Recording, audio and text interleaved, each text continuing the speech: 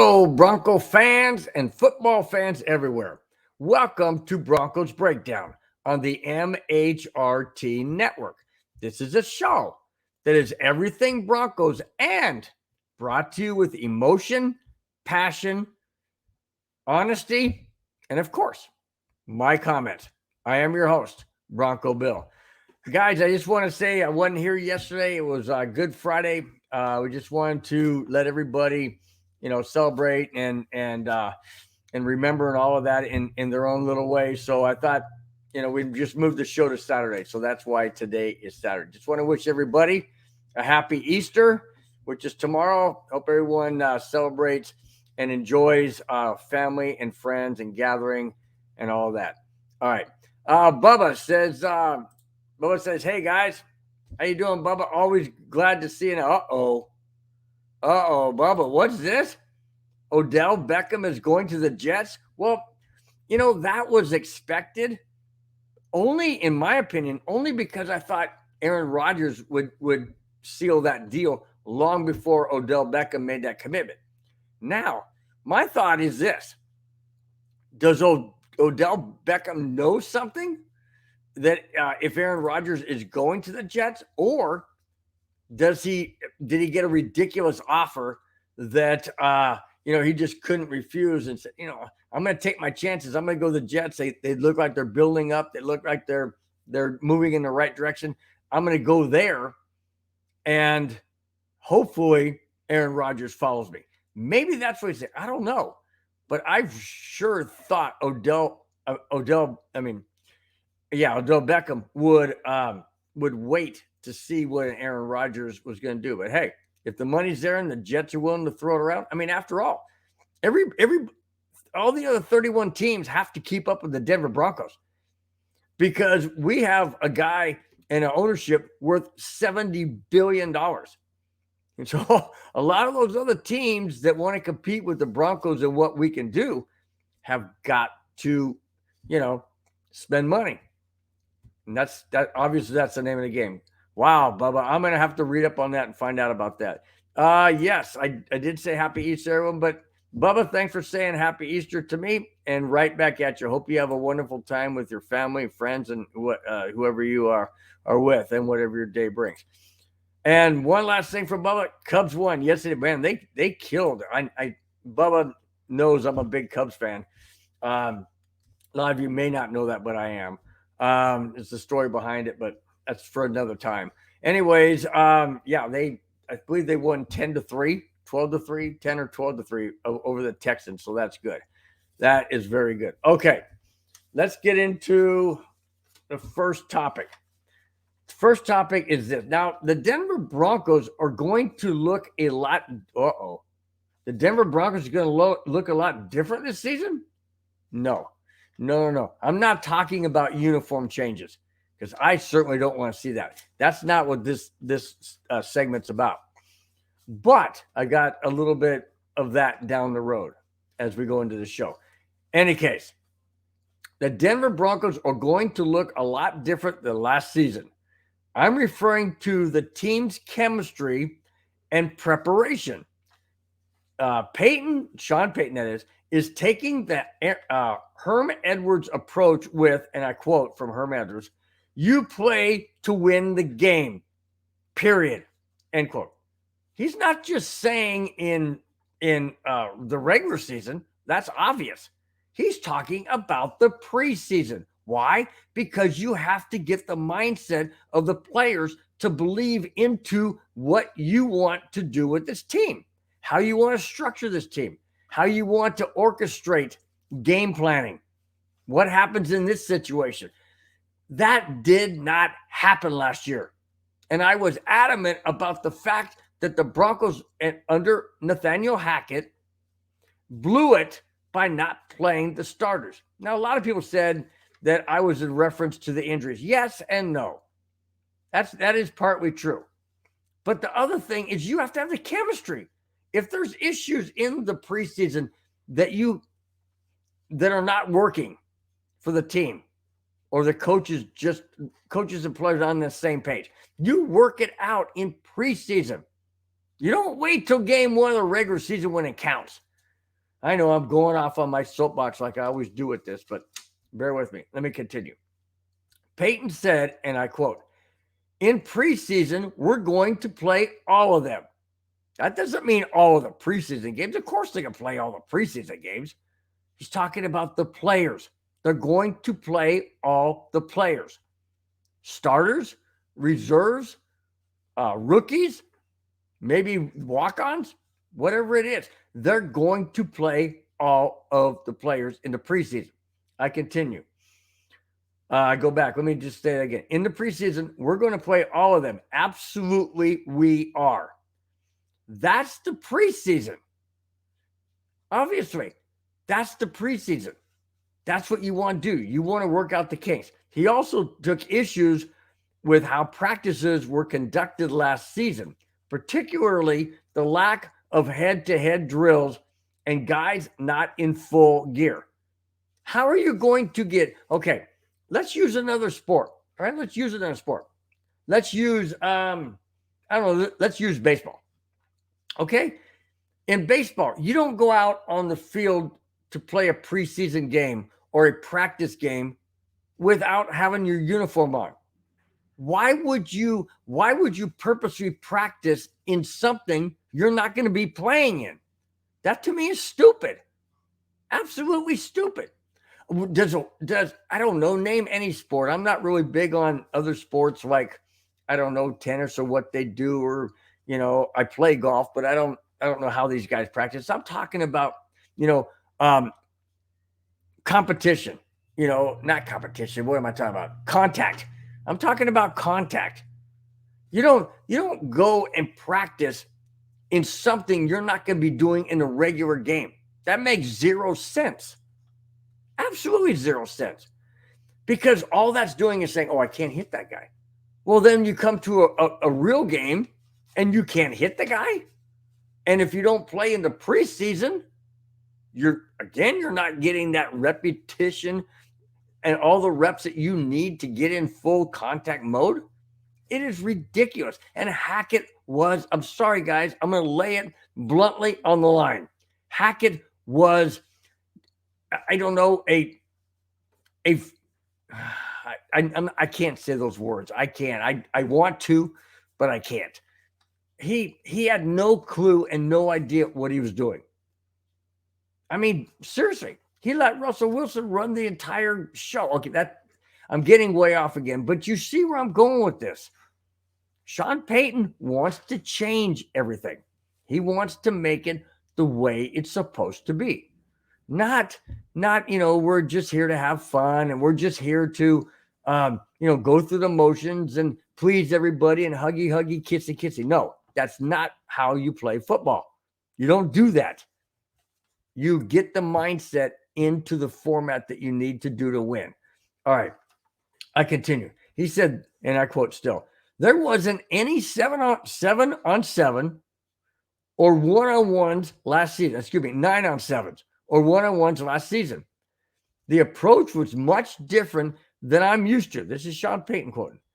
Last year's camps were severely lacking in intensity and physiology. Absolutely. There was no physical contact. It was like, don't touch me. Might as well be playing flag football. It's stupid. Sean Payton's going to make this team into what the Broncos are known for. Go back to the 70s when we had the Orange Crush teams. And then we had the dominant teams in the 80s and Super Bowl championships in the 90s. And then we kind of fell off a little bit. And then we got Peyton Manning in the fold and bam, bam, bam. 4 straight AFC West titles. 2 Super Bowl appearances. Super Bowl 50 championship. That's what Sean Payton's going to bring. And that's because he's changing the culture. He doesn't care what they think about him. He said a long time ago, and I've mentioned this many, many times, guys, but it continues to be a focus of where this team is going. And that is this. This team is not for everybody. It's not. If you don't want to be here, you're not going to be here. That's your choice. You either do how we're going to do it to get to that next level, that level we want to be at, or you can go somewhere else. All right. Okay. Rising Rhino. Hey man, welcome to the show. Glad you're in the chat. Glad you're here. Hey man, what's cooking? I'm just bringing the topics and hoping you guys are enjoying it. Hoping you hit the like button, subscribe button, and just sit back and enjoy this on Easter Eve, I should say. I guess Easter Day Eve is what you say. Okay, thanks again. Rise Around, back in action. All right. Love it. All right. Speaking of what Sean Payton's going to do, Broncos workout. The NFL put out the schedule for offseason workouts. However, Sean Payton quickly said the following, and I quote, "We're not having a voluntary minicamp in April. I know the camp you are referring to, which starts through April 24th to 26th. It was on the league's schedule, but it wasn't on our schedule. We will do phase 1 for a month with just lifting and running from April to early May. We've done that before in New Orleans, just trying to extend their stamina. That's a progression that is necessary." He also went on to say, "I think when you're training athletes, I think we're, the NFL, is too quick to move out of phase 1 into football mode after just 3 weeks of lifting and running. That to me is not enough." End quote. He nailed it. He absolutely nailed it. These guys, okay, the season ended for the Broncos way too early last year, but it ended for those who didn't make the playoffs. That means the Bronco players, I should say, have all of that extra time to just sit around by the pool, go on vacation to the Bahamas, wherever they want to go, kick back on the beach, on a boat, whatever. They're not getting in football shape. Some of them do. That's true. Some with injuries, they go into that rehab because they want to make sure they can come back and make the team. I appreciate that, and I commend them for doing that. But there's other guys that just go on vacation and only come back when they have to. Well, they're going to be out of shape. You don't think that when you're in the Bahamas or something, you're not eating crab or lobster or whatever? I don't know what they eat down there. You don't think they're eating on all these tortillas and guacamole and stuff like that? Heck yeah, they are. They are.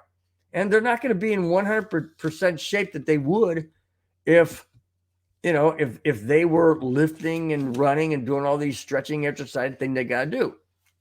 So Sean Payton nailed it down and said, no, we're not following the NFL schedule. I mean, we're going to be ready, but that's not our schedule. That may be voluntary schedule. That ain't our schedule because we're not making it voluntary. We're making it point blank mandatory is how I read that. I mean, if he says that's what they're going to do, that's what they're going to do because Sean Payton doesn't mess around. This is going to be a completely different team, guys, going into preseason, OTAs, organized training activities, voluntary workouts, mandatory workouts, all of these things. Yeah, this team is going to be more like the Marines than it was. I don't know. I don't want to put down any branch that supports our country. So I'm just going to say this team's going to look a lot more like the Marines, very disciplined and very organized. Okay, let's go to a former Bronco player. Former Denver Broncos running back and Colorado native is back in football. No, sorry guys, not the NFL. Philip Lindsay has signed with the Seattle Sea Dragons of the XFL. The terms of the contract were not disclosed. I'm glad. I really liked Philip Lindsay. I really, really liked him. To me, he brought energy. He brought spunk. He brought, the guy off the street. The guy who was born and raised in Colorado, went to school in Colorado, into college, stayed all the way through college in Colorado. Didn't get drafted, but was a walk-on with the Denver Broncos, his favorite team, obviously, and gets to be a running back for the Denver Broncos. Oh, by the way, wearing number 30, Terrell Davis's number. That's right. Terrell Davis, the Hall of Fame Super Bowl MVP. That same Terrell Davis. That's the number he wore. And he got 1,000 yards rushing plus. Not one season his rookie year. No, but his second season as well. And what does the Broncos do? Was it Fangio? I think it was Fangio. If it wasn't Fangio, it was Joseph, 102. They got rid of him? Was it John Elway that did that? Well, possibly. He was the GM at the time. Why would you do that? Why would you let 1,000-yard rusher back-to-back seasons just walk away? Not use him like they used him like he did in the first 2 years. Why? Because it's an agenda that these past head coaches and offensive coordinators had. And it wasn't good for the Denver Broncos. It was not good at all. Lindsey Ward, number 30, with heart, with passion, with emotion. He kind of even ran like Terrell Davis. Not exact same style, I know that. But with the mindset of just keeping your legs churning, do whatever you have to keep moving forward. That's why he wore number 30. That was his motivation.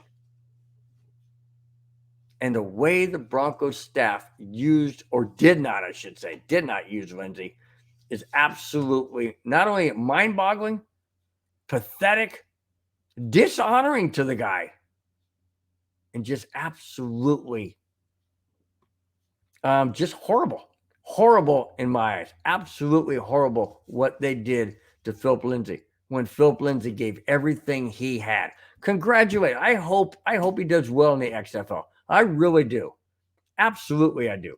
I don't like really the XFL or anything that's not the NFL, but I will tune in several games to see how he's doing, and I hope he does well. I really do. In fact, there's a part of me that says, you know what, Phil, go out there and have a 2,000-yard season and just say, hey, you know what, Denver, thanks, because this is what I could have done with you. Yeah, you know what, it'd be a slap in the Broncos' face. But you know what? He would send a message, say, this is what you gave up. Yeah, I hope he's motivated. Absolutely hope he's motivated. Okay. Thanks, Rising Rhino. Easter weekend, yes. Happy Easter to you, your family, your friends, and everybody that you know associated. Okay. You'll be streaming the game tomorrow. Are you talking about the Cubs game? Or are you talking about the Avalanche game? One or two. There's a reason why I have this hat on. That's later in the show. So if you're streaming it, I don't know. The Cubs game's on at 11:20 my time. Avalanche game is on, I think, 7 Pacific time. I'm not sure. Oh, okay. So now I know you're talking about. Wait a minute. Only 3 games left before the playoffs. No, the Broncos. Avalanche. If you're talking Avalanche, then that would be 5 games left. I just checked it before I came on. Sea Dragons game. Okay. All right, Ryan. I'm going in all different directions with you, man. I'm trying to just figure out where you're going, man. But we'll get it squared away one way or another. You're going to watch the Sea Dragons game. I was thinking about the Cubs. I was thinking about the Avalanche. Okay. It's all good, man. It's a good sports weekend. The Masters final is on tomorrow. A lot of controversy about the guys in LIV being able to come back and play in the Masters, which the LIV is a conflict of the PGA. Anyways, I'm getting all different directions, but hey, I'm a sports guy. What can I say? All right.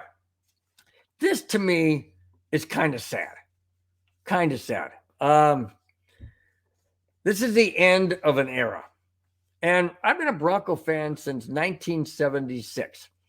And I remember when Pat Bowlen took over the Broncos as owner in 1980, I believe it was 1985. Maybe it was before that. No, it had to be before. Anywhere in that early 80s, put it that way. Pat Bowlen purchased the Denver Broncos. Ever since then, I mean, most of my Bronco cheering life has been with the Pat Bowlen era. And I know Pat Bowlen is passed away, and I understand that. I'm not referring to him per se. I'm talking about those that were under him. So you had Pat Bowlen, you had Joe Ellis, you had John Elway, you have Mike Shanahan, you have Gary Kubiak, you have all these people that were under him that, because of the new ownership, is now being phased out or faded away, so to speak. Well, this is the end of an era. And the reason why I say era is because there's nobody associated with Pat Bowlen owned Denver Broncos anymore. Here it is. The fact of the Denver Broncos, John Elway, the face of the Denver Broncos, John Elway, after 16 NFL seasons and more than a decade in the front office, his contract with the franchise has come to an end. That's what I'm saying. He was the last standing person associated with the Denver Broncos owned Pat Bowlen owned Denver Broncos that was still left. Here's the reason why. Elway's consulting duties finished at the end of the league year last month, March. Elway told Greg Penner, part of the ownership group, Elway told Greg Penner, and I quote, "I'd be happy to be a resource for him and help him in any way I can." End quote. He's talking about, we went to Greg Penner and said he'd like to help him, either meaning Greg Penner or George Payton. Not sure which, but Elway said he would like to stay, or come back in any way, shape, or form that he could to help out the front office. To me, that tells me John Elway knew that he was the last man standing of the Broncos owned by Pat Bowlen. He knew it. He had to have known it. And it's awful difficult to be the last person out of an office or a room or a building where you're the last person. And you reach over and you flick that light off. And you go, it's done. It's done. I was that person in one of my districts. It was a charter school. But anyways, I was the last person out of the maintenance department. And actually there was like 5 of us left when the place closed. And it was sad to walk out and be the last person to turn that light switch off and realize it's over. And it's tough. It's tough. And John Elway had to have felt that. And, that's why he came back and said, hey, I'd like to, what I say, it says, I'd be happy to be a resource for him and help him in any way I can, end quote. Of course he'd like to come back. Why? Because his heart and soul's with the Denver Broncos. From 1983. He was been with the Denver Broncos in one way, shape, or form. Absolutely. 3 Super Bowl championships. 2 playing, 1 as a GM. I mean, he's been playing football. He's been around football all his life, basically. You can't take that out of a guy. And I'm telling you, man, it must have been tough. Must have been tough. And to me, I mean, if you look back here, I've got it right here. This picture, where is it? Right there. That's myself and John Elway. John Elway's on the left side with the white shirt at a celebrity golf challenge here in San Diego, just south of where I live. I got a picture with John Elway. Yeah, he's one of my favorites. I mean, you look over here. Where's the other one? Anyways, it's right there. That's the whole. If you look, his name, John Elway's name, is right up there in orange. So you see, John Elway is one of the guys I like. That's why when he's done. I mean, he's not affiliated with the Denver Broncos per se. To me, it's an end of an era. I didn't want to see this. I didn't want to see Pat Bowlen pass away in my lifetime. Well, not that I want to pass away before him. He's older than me, but you know what I'm saying. I always think of these guys as always being there. The guys I watched, the guys, I sat there and cheered for, and then when they walk out of the building and it's over and done, it's sad. It's sad to me. It's sad.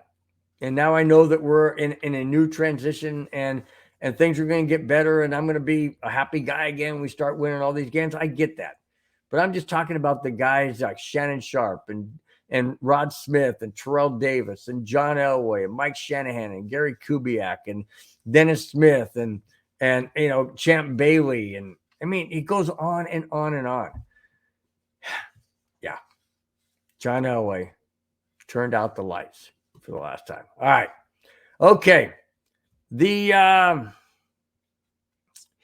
I know. Rising Rhino, I know. I was, like I said, I was all over the place. I was trying to think, okay, let me go back. Did he mean this? Did he mean that? It's okay. What you said was it was in response to XFL Phil Lindsay talk. That's good. Okay. Yeah, I probably should have known that, but you know me, I'm just off on whatever comes in my mind, dude. I just roll with it. And yeah, I did miss it in real time. You're right. Absolutely, I did. My fault. My bad. Let's see. Rhino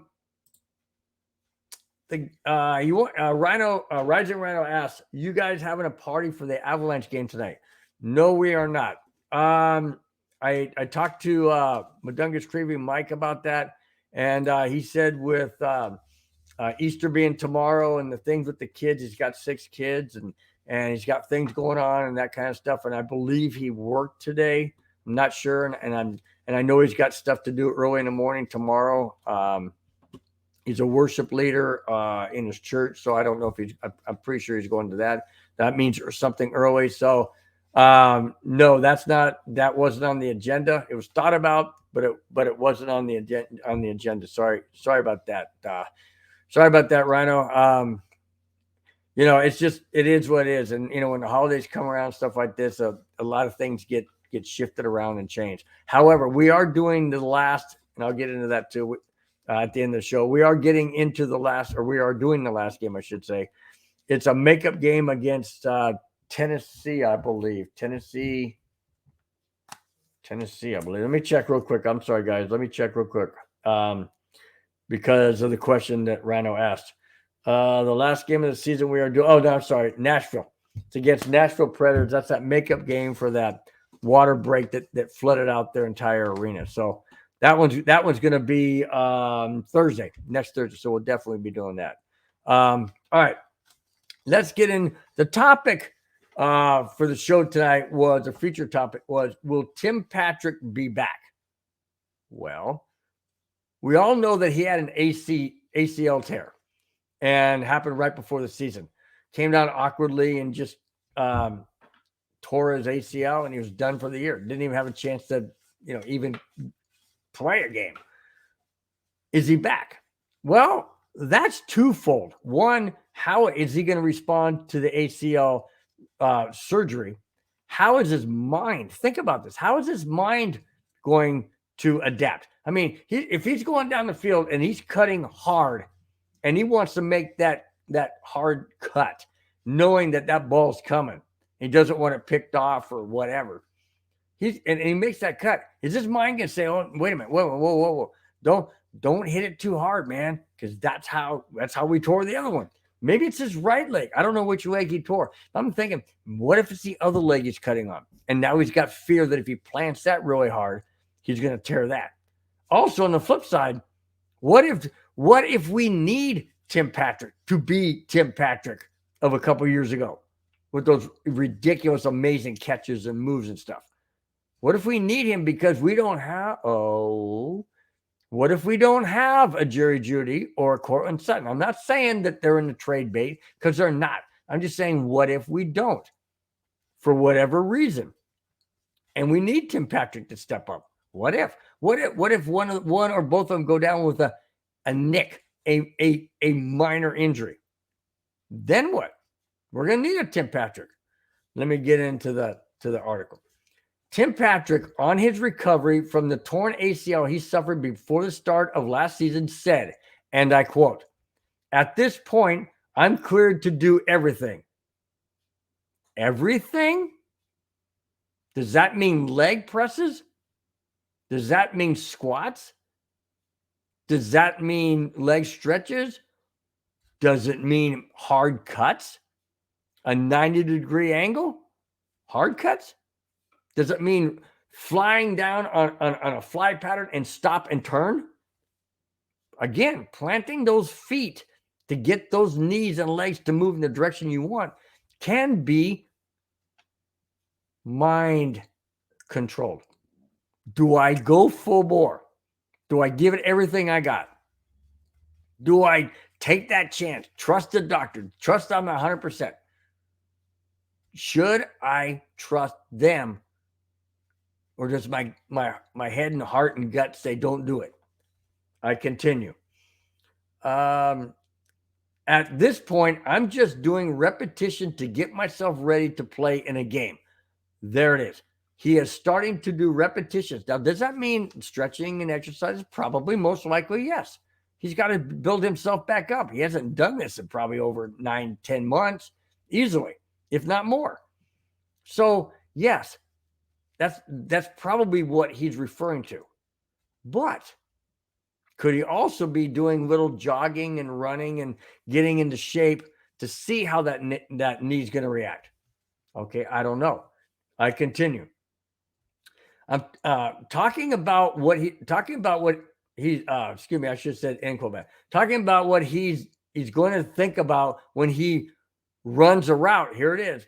And I quote, this is Tim Patrick saying, I quote, "It's either going to be the choice." Here it is. This is the key word, choice. "It's either going to be the choice of getting locked up on your going, or you're going to get open for me to catch a pass. And I want to catch that pass. So I'm not even going to worry about what I've got going on in my head. I'm going to do whatever it takes to get open." End quote. Wow. There you go. There you go. So going back to the feature topic, which is Tim Patrick's recovery, will Tim Patrick be back? In my opinion, absolutely 100%. If that's his mindset and he believes what the doctors have said and he's trusting what the doctors have said, then yes, if he's going to go out there with that mindset, say, hey, you know what? I'm not going to think about it. I'm not going to let my mind overrule what I know I need to do. And I'm not going to worry about it. I can't control it. All I can do is go out there, trust the doctors, do what they've allowed me to do, and do the best I possibly can. And then go for it. Why not? What does he have to lose? If he takes the passive approach and says, you know what, I'm going to run 80%. Well, he's not going to be on this team for long. And if he is on this team, he dang sure ain't going to be a starter, because Sean Payton's going to want players out there that can perform at the highest level, not the level down here because you're taking a little time off because you're fearful. Now, don't get me wrong, guys. I understand he'd be fearful. I tore my tendon in my right elbow and had to retire early from the school district and maintenance. And I've been very passive at times to go, oh, I don't really think I should try that. But you know what? I've gotten to the point where I said that was early on in my recovery. But I've gotten to the point where I said, you know what? I'm going to lift. And if it hurts, well, then I'll stop. I'll use the other arm. And yes, sometimes it does hurt. So I know that Tim Patrick is leery. I totally get that. And I'm not trying to say that my injury is anywhere near an ACL, because it's not. Mine was only 15% torn. His is completely torn. So I'm not comparing apples to apples, more like apples to oranges. But it's the same concept is what I'm trying to get across. Of course he's going to be leery. Absolutely. I mean, like I said, if I was in the same situation, I dang sure would be as too. But I like his approach. It says, hey, you know what? I'm not going to focus on that. I'm not going to worry about that. I'm going to go out there. I want to catch passes, doggone it. And I'm going to go out there and do whatever it takes for me to get open and catch passes. That's what I like about Tim Patrick. And he's a leader. He's a leader in the locker room. And I'll tell you what, guys, if he walks in that locker room and starts doing some crazy, ridiculous stretching things and getting motivated and wanting to be the best he can and working out and doing whatever he can in the weight room and whatever else it takes to get back out there 100%, you don't think those younger guys are going to look to him and go, wow, this guy had a torn ACL and he's working like he's a rookie trying to make the team, and he's already on the team. You know, That's going to send shockwaves through these guys and go, wow, that's what I got to do. I got to be like Tim Patrick. I got to come out there and I got to make a statement. And I got to be that guy. Yeah, that's what I'm talking about. Tim Patrick is that kind of guy. All right. I move on to something that I do not like. Now, I know a lot of you guys are going to like it, and I'm going to get a lot of comments. I'm going to get a lot of people in the chat or whatever say that they love it. And that's all well and good. I'm not a person that likes change from something that I like. Here it is. Per Zach Stevens of DNVR, the Broncos will officially debut a new alternate helmet this season.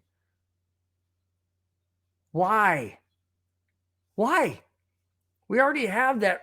And I'm sorry, guys, I'm going to say it because I can't stand it. We already have that stupid all orange uniform.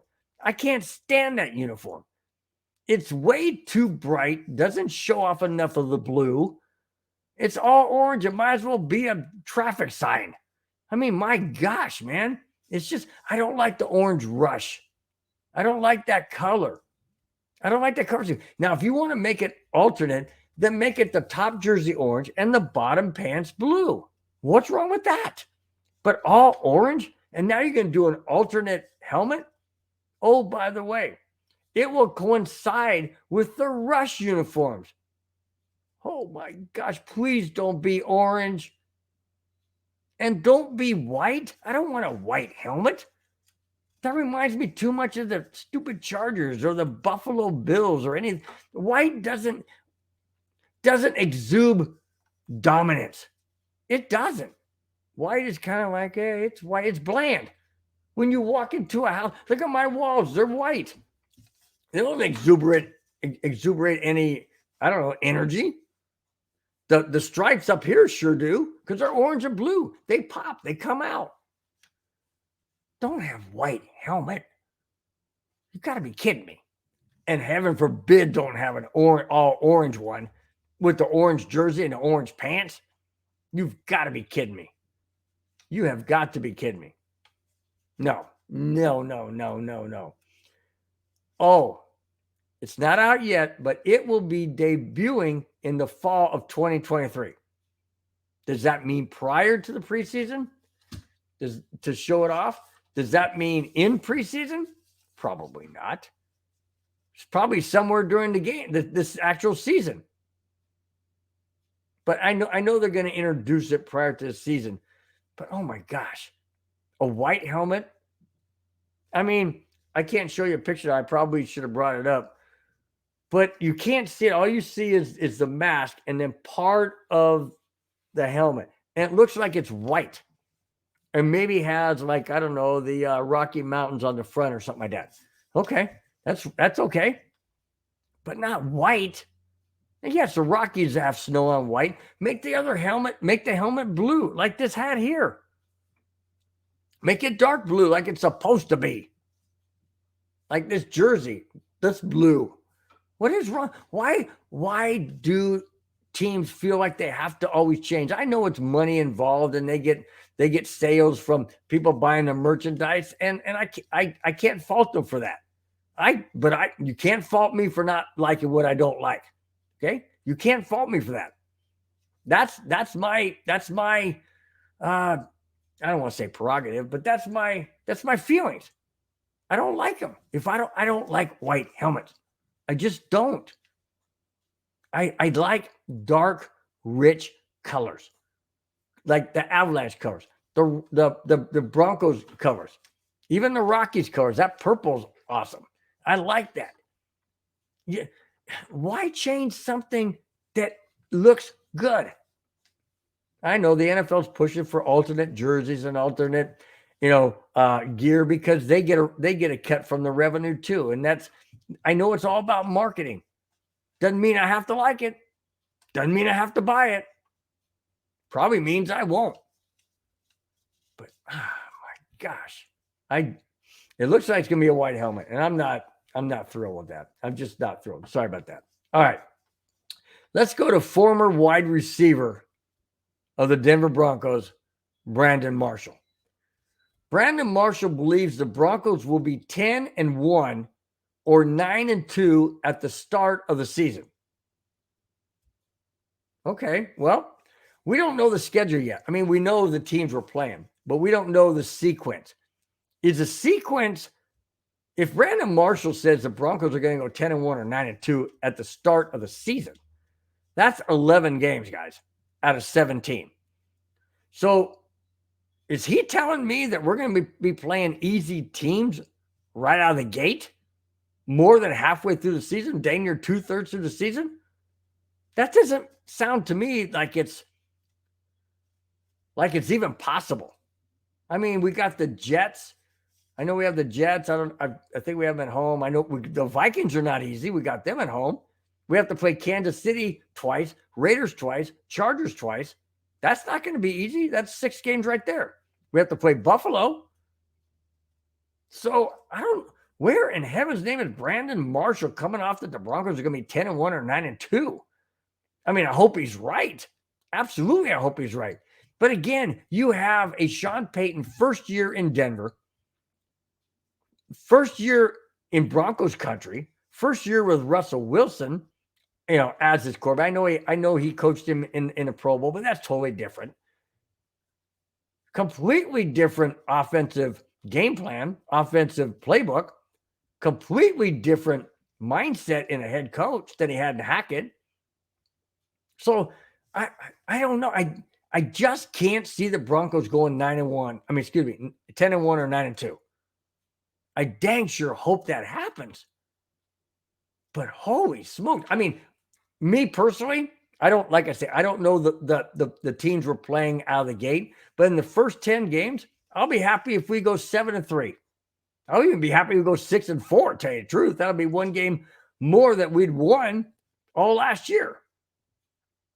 If we're 6-4 out of the first 10 games, I'll be ecstatic. 7-3, even better. Let's go 10-0 or 9-1. The first 10 games? No.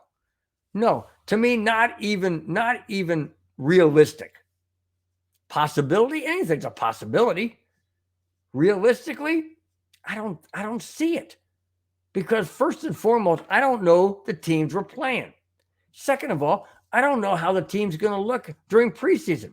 Are they going to gel? Is it going to be a harmony between Sean Payton and Russell Wilson?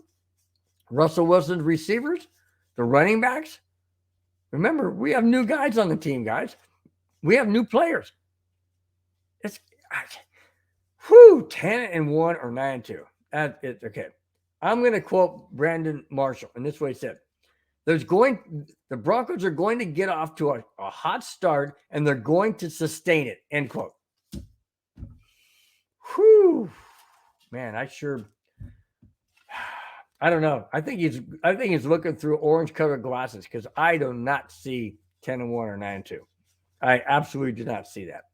Unless he knows something I certainly don't. And he may be more in the know, obviously. I mean, he's a former Bronco player, but wow. That to me is a little hard to swallow. Just a little hard to swallow that prediction. All right, let's get into, you got it, guys, the jackass of the week.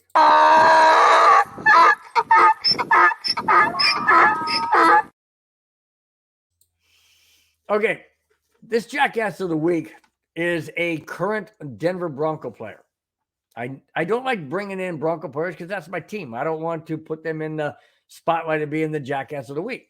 But when you are one, and doesn't matter if you're on the Broncos or you're somewhere else, doesn't matter.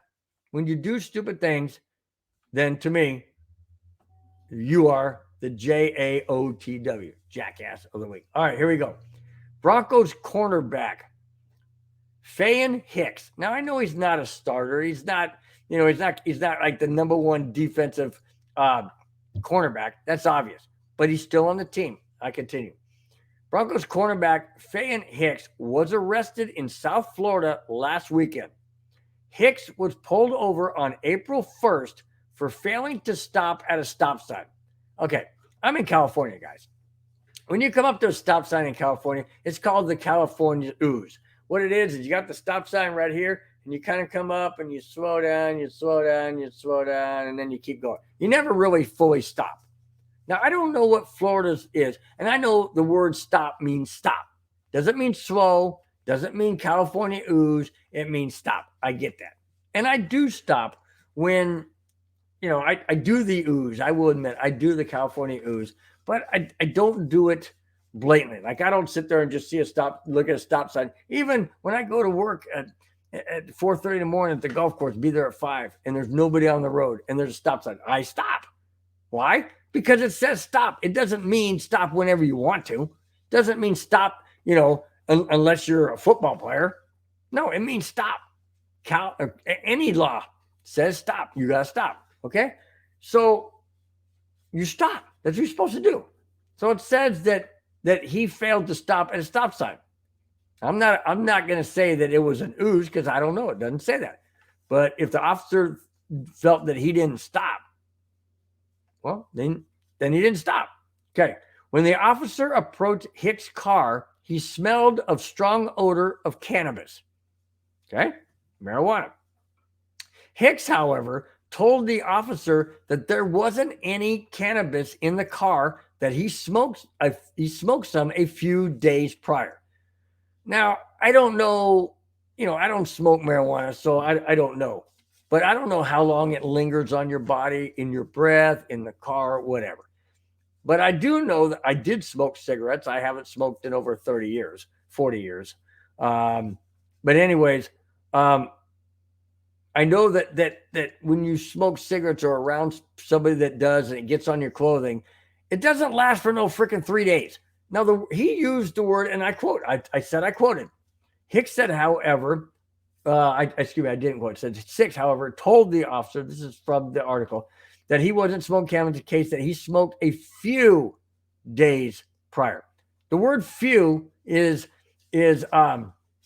dictionary word for few is 3. 1 is singular, 2 is plural, 3 is a few, or try, whatever. But you got 1, 2, like a couple. A couple means 2, obviously. A few means 3. I've never in my life had cigarette smoke on my body that lasted 3 days.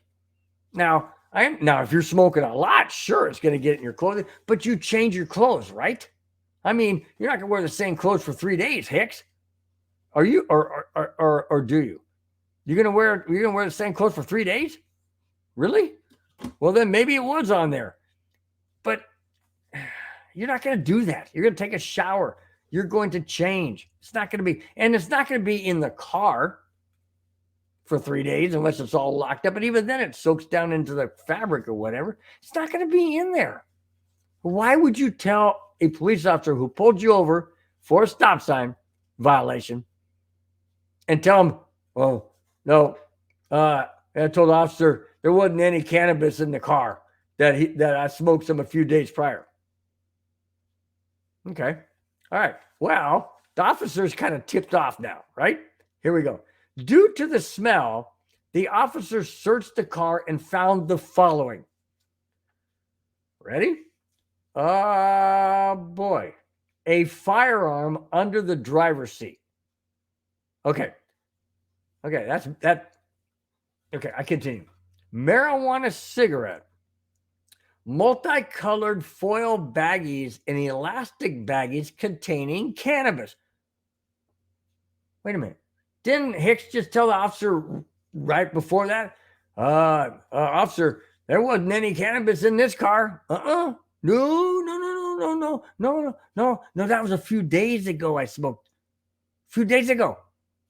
What'd you do? Smoke it in the car? Because that's where it was found. I continue. Hicks was cited for disobeying a stop sign, driving with, oh, you've got to be kidding me. Seriously? Driving with an expired license. Now, this guy's a football player. I'm nowhere near the income this guy has. I don't care if he's a rookie or not. He's making more than I am. That's dang sure. I have my driver's license valid. I got my registration on the car valid. I got insurance. What the heck? He is driving with an expired license. Now, let's backtrack a little bit, guys. Let's backtrack a little bit. Okay? He didn't stop at a stop sign. So that tipped the officer off wherever he was that saw it. Then he goes and tells the officer that ain't got no cannabis in this car, man. And no, that ain't happening. No. Oh, really? But you smell like marijuana. So because you smell like, I think I'm going to search your car. And you find a firearm concealed under the driver's seat, a marijuana cigarette that you said you didn't have, and baggies containing cannabis, and oh, by the way, an expired license. You know, are these guys really this stupid? Are they really this ignorant that they have no clue how to just abide by the law? I mean, it is absolutely mind-boggling to me. Mind-boggling that these guys can't do the simple thing. Keeping your driver's license current. How hard is it? Oh, I don't want to stand in line for 3 hours just for a stupid license. What the heck? No, that's what you do, man, because that's what happens. The DMVs are packed. And you know what? You can even get your driver's license renewed online. If you don't know how to use a computer, ask a friend of yours, a buddy, whatever. Golly, don't be this stupid. I mean, seriously, driving without a license. Seriously, unbelievable. Absolutely unbelievable. All right. He was cited on, like I said, disobeying a stop sign, driving with an expired license, and carrying a concealed firearm without a permit. Hicks posted bail that same weekend and is awaiting trial, whatever, or allegation. I have no clue. It didn't go into that. It just said he posted bail. But seriously? Really? And I know and I heard though, and I read that the governor passed a bill where citizens of Florida could carry a concealed weapon if they have a permit, but that doesn't start until July 1st if it passes through the system. Doesn't start till July 1st. So that being said, this is not July 1st of 2023. We're only in the first week of April. So what Hicks was doing with that concealed weapon under his seat, it's a driver's seat. You're a few months away, buddy. Oh, and you're driving with an expired license. Oh, and you ran a stop sign. Oh, and you got cannabis in the car that you told the officer you didn't have. Yeah. Sorry, Hicks. You earned the jackass of the week for this day. And I mean, for this week. Absolutely. All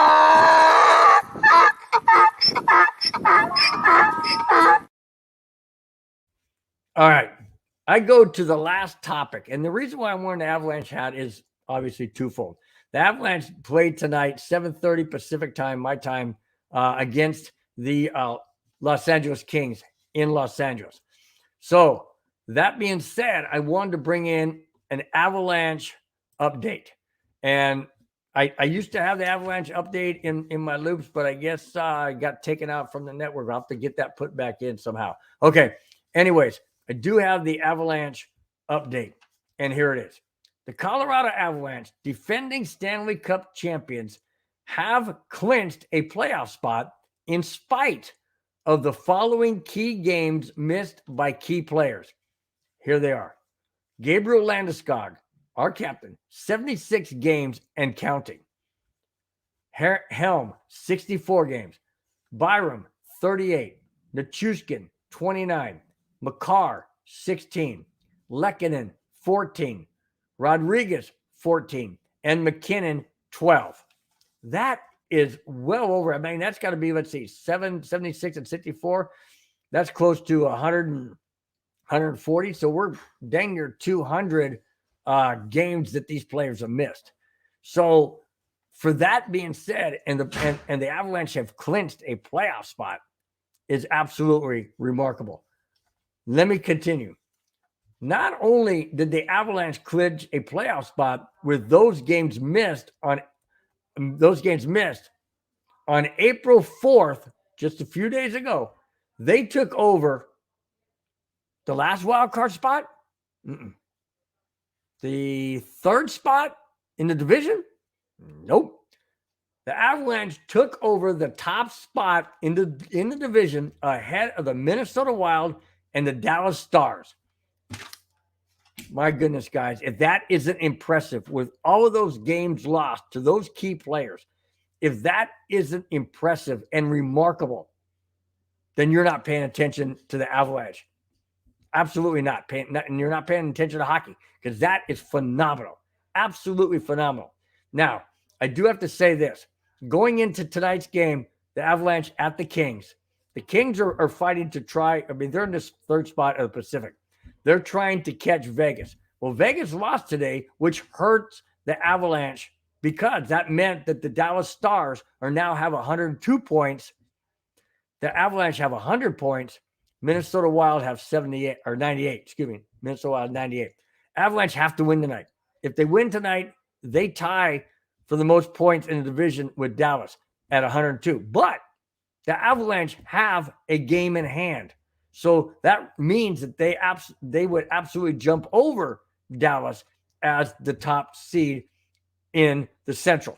So this is a very, very key, important game. There's only 5 games left, guys. Only 5 games. We play tonight against the Kings, and they'll go right across town tomorrow to play the Anaheim Ducks. Both these games are on the road, and both these games we have to win. We have to win these games.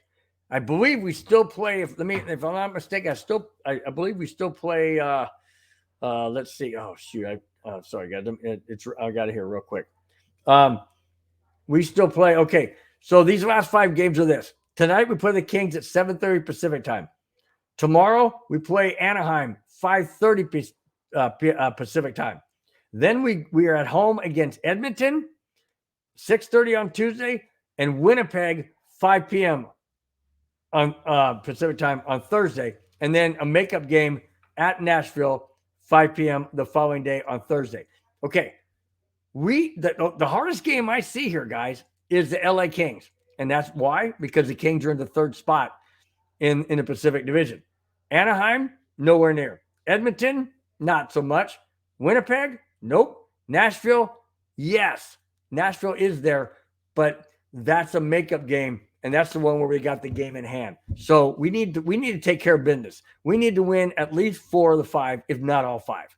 Absolutely must win. Those are critical. Very, very critical. All right. Just want to I know this is Easter weekend, and I know we had a very, very light chat, but I do want to give shout out to those that were in there. It's because of you guys as to why this show is that much better. Bubba wants to say, Bubba Gonzalez, thanks for being in on the show today. Thanks for being in the house. Rising Rhino, always thank you for being here. I really appreciate it. Like I said, if it wasn't for you guys, the show wouldn't be as good as it is. You guys make it all that much better. That's it, guys. That's all I have.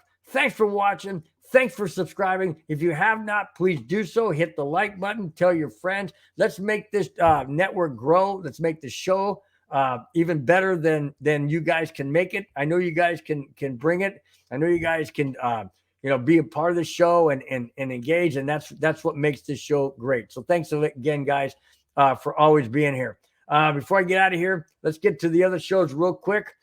This is Saturday. So on Monday, you got the Cluster Puck, and that is with Nick and Britt. That goes live 5, 6, 7, and 8. They talk Avalanche hockey and anything related to hockey. Then on Tuesday, Tuesday, you have the 5280 podcast. That goes live every 5, 6, 7, and 8. Right after that show, about 6:30 or so Pacific time, that is the No Nonsense and Whiskey. They go live. They talk all sports. Doesn't matter what sports. And they've been on the Masters the last show, and that was a great show. So catch those shows when you can. On Wednesday is the Wild Wild West. That features a fan from every AFC West team: Broncos, Raiders, Chargers, and Chiefs. That goes live every 4:30, 5:30, 6:30, and 7:30. And then on then on Thursday, you're going to have the Avalanche Neighborhood. That's going to be the last show of the regular season. We're going to do the Avalanche in the playoffs, but this is the last show in the regular season. That goes live when the Avalanche play at Nashville. The Nashville Predators, that's the makeup game. That is on Thursday. Then on Friday, this show again, live, Broncos Breakdown with me, your host, Bronco Bill, goes live every Friday, 5, 6, 7, and 8.